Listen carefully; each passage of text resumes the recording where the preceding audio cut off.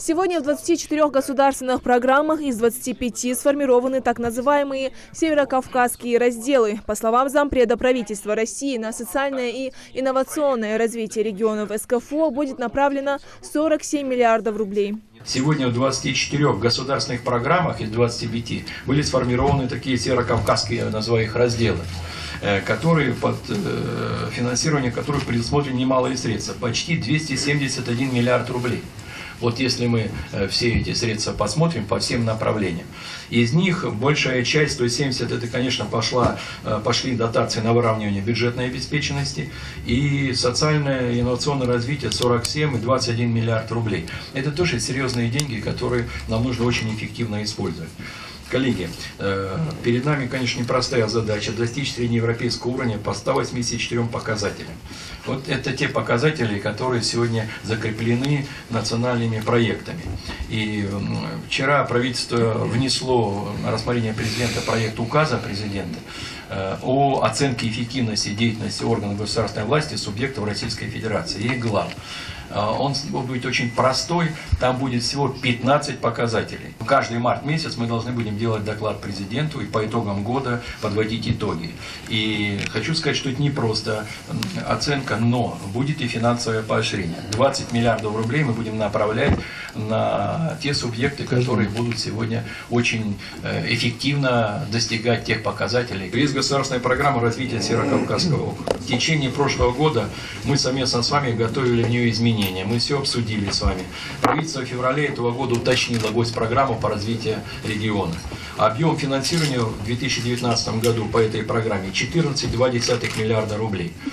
Это можно сказать, что это маленькие деньги, но это отдельные деньги, не как те, которые я назвал, 200 миллиардов по нацпроектам и, значит, 170, которые мы направляем по другим программам. Отдельно Виталий Мутко остановился на развитии городской среды и улучшении жилищного фонда. Общественные городские пространства, доступная социальная инфраструктура и дороги. Все это планируется изменить кардинально. На эти цели будут направлены средства в размере более 3 миллиардов рублей. Все республики заключили сегодня соглашение. Темп просто строительства жилья до 2024 года в среднем по субъектам округа он должен достигнуть 50%. Это, в общем, масштабные вещи. Практически, значит, в 2024 году мы планируем строить здесь 7,7 миллиона квадратных метров жилья. С учетом того, что в 2017 году было построено 5,1 миллиона. И впереди предстоит очень серьезная работа. Это, конечно, прежде всего строительство участвует пока 4 субъекта: Ингушетия, Карачаево-Черкесия, Северная Осетия и Чечня. Поэтому мы запускаем программу, которая называется «Стимул». Мы приняли решение изменить подходы. Это не только социальная инфраструктура для строительства жилья, но это сегодня и это подготовка, инженерная подготовка территорий. Конечно, нам, коллеги, здесь предстоит очень большая работа. Но хотел бы обратить внимание, что это все увязано с проблемами развития, комплексного развития городской среды. Мы приняли такую программу, вы знаете ее, индекс качества городской среды, вошли 36 показателей. Еще раз хочу обратить внимание на следующее, что это не совсем дворики. Это не совсем дворы и парадные. Городская среда, она включает в себя общественные городские пространства, аварийный фонд, дороги, доступность социальной инфраструктуры. Это современные технологии по управлению экономикой и городом. То есть это сегодня огромный пласт вопросов. Если мы только эти деньги направим на только благоустройство дворовых территорий, ну, у нас федерального бюджета не хватит. А мы выделяем на это 46 миллиардов всего в год на всю страну. Пока принцип через численность населения, но дальше мы будем отслеживать уже индекс качества каждых ваших городов. И хотелось бы на это обратить внимание. И мы планируем, что на территории региона будет благоустроено в 2019-2024 годах 2378 территорий. Темпы у вас неплохие. В прошлом году 715, среди них общественное пространство, ну и дворы. В этом году на финансирование программ по созданию современной городской среды мы направим в регионы 3,1 миллиарда рублей. Это большие деньги. Это регион СКФО. Да, только на регион. Естественно, конечно, мы отдельное внимание должны уделить малым городам, историческим поселениям. Я хотел бы еще раз напомнить, что у нас есть такой конкурс, который мы в этом году проведем в мае месяце, а в следующем году мы проведем его на все 3 года. Чтобы не... Потому что деньги, когда мы начинаем проводить конкурсы, к вам поступают в сентябре, в октябре, и, по сути дела, мы теряем сезон. Мы сделаем все, чтобы в перспективе все исторические города и малые города, они получили возможность в течение 3 лет спокойно, там, планово работать. Подводя итоги прошедшего года, министр России по делам Северного Кавказа Сергей Чеботарев добавил, что в текущем году продолжится реализация подпрограмм по социально-экономическому развитию каждого из 7 субъектов СКФО. В этих целях будут выделяться средства как на инвестиционную деятельность, так и на решение острых инфраструктурных и социальных задач. Регионы Северного Кавказа активно подключились к реализации национальных и федеральных проектов, утверждены региональные проекты. Мы проанализировали, обеспечивается ли достижение показателей не ниже среднероссийского уровня в СКФО в рамках проектов. К 2024 году планируется достигнуть среднероссийских значений по 61 показателю. Вместе с тем, это только 53% от общего количества показателей, которые в настоящее время развиты по регионам в рамках 8 из 12 проектов. Вот цифры представлены на экране, вы можете с ними ознакомиться более детально.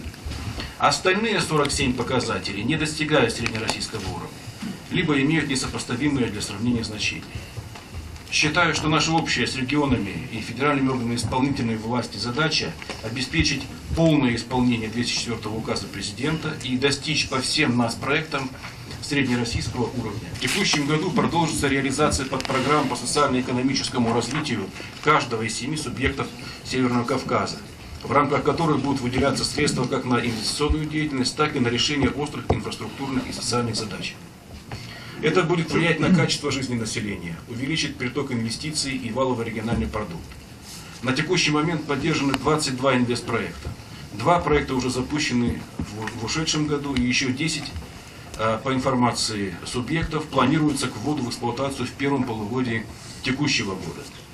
Кроме того, в рамках подпрограммы осуществляется строительство объектов социальной и инженерной инфраструктуры, а с 2019 года объектов для защиты от чрезвычайных ситуаций. В своем выступлении глава Ингушетии Юнусбек Евкуров отметил, что с середины прошлого года совместно с Минкавказом республика принимает активное участие в работе по региональным программам. Ингушетия задействована в реализации 47 проектов в составе 12 национальных проектов. Благодаря поддержке Минкавказа, России и федеральных институтов развития растет инвестиционная привлекательность республики. В 2019 году запущено 4 новых проекта, ориентированных на импортозамещение и экспорт. Вместе с тем Юнусбек Евкуров предложил создать отдельную программу для снижения безработицы в регионе. Я просил бы, Виталий Ильич, вас провести на базе Ингушетии совещание, мы с вами об этом говорили.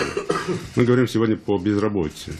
Не может субъект, я как глава региона, самостоятельно решить эту проблему по безработице в Ингушетии. Мы пиковых вещей уже достигли. Мы с 52% за почти 10 лет снизили до 26, почти до 27%. Но без помощи, без отдельной программы федерального центра и в Ингушетии, наверное, и в Чечне, и в Дагестане мы эту задачу не решим. Поэтому я просил бы и вас, и Александра Анатольевича, вас включиться в этот механизм и создать отдельную программу. Тем более мы резко отличаемся от регионов тем, что мы довольно серьезно провали были по социальным проектам. И сегодня, строя социальные проекты, мы создаем только бюджетные места. Хотя тут была критика по линии корпорации развития Северного Кавказа. Я скажу, с помощью и корпораций в том числе мы достигли хороших результатов. И проекты сейчас реализуем. И по различным проектам, потому что только что мы открыли и хороший строймаркет, более чем на 40 тысяч квадратных метров, площадка хорошая, где участвуют в том числе и корпорации. И плюс буквально на днях мы открываем агрокомплекс Сунжа. Это мощный проект 10 гектаров теплиц, а в этом году еще 20 гектаров дополнительно. Юнусбек Евкуров добавил, что республика также нацелена на развитие туристического направления. За последние 5 лет Ингушетию посетило более 300 тысяч туристов, в связи с чем существует необходимость модернизировать и улучшить инфраструктуру курорта Арымхи. Идир Манкива, Хусен Гагиев, Юсуп Ханиев, Новости 24.